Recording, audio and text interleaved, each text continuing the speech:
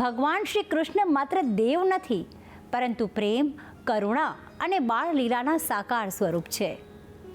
આજે ભક્તિ સંદેશમાં આપને લઈ જઈએ છીએ એક એવા પવિત્ર કૃષ્ણધામ તરફ કે જ્યાં બાળ ગોપાલના મોહક દર્શનથી હરિભક્તોનું હૃદય ભરાઈ જાય છે.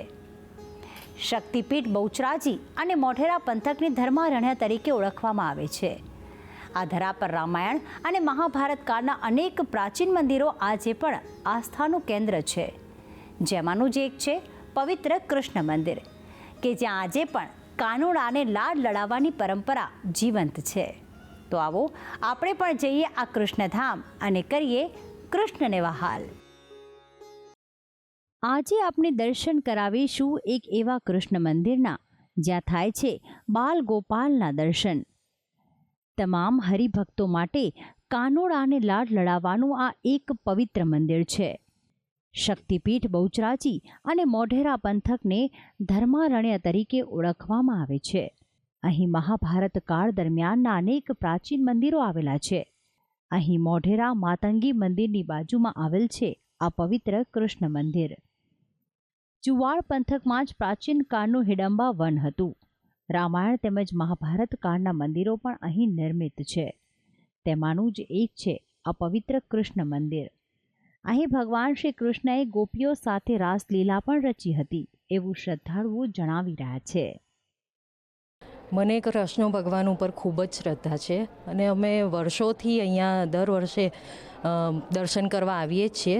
અને આ મંદિર પ્રાચીન કાળથી ખૂબ જ જૂનું મંદિર છે અને અમે અહીંયા જે પણ મનોકામના રાખી છે દરેક મનોકામના અમારી પૂરી થઈ છે. અહીંયા જે પણ કાંઈ પણ મનોકામના આપણે માગીએ છીએ તે શ્રી કૃષ્ણ ભગવાન પૂરી કરે છે. હું અહીંયા 2-3 વાર આવી ગઈ છું. અમે અહીંયા આવીએ છીએ તો અમને ખૂબ જ સારું લાગે છે, શાંતિ મળે છે મનમાં. અને જે પણ કોઈ અહીંયા આવીને મનથી સારા ભાવથી ભગવાન પાસે જે કંઈ પણ માંગે છે તે લાલા શ્રી કૃષ્ણ ભગવાન બધાની મનોકામના પૂર્ણ કરે છે. અહીં મંદિરના ગર્ભગૃહમાં થાય છે બાલ ગોપાલના દર્શન. રાજ્યભરમાંથી ભક્તો કૃષ્ણ કાનુડાના દર્શન કરીને ધન્યતા અનુભવે છે.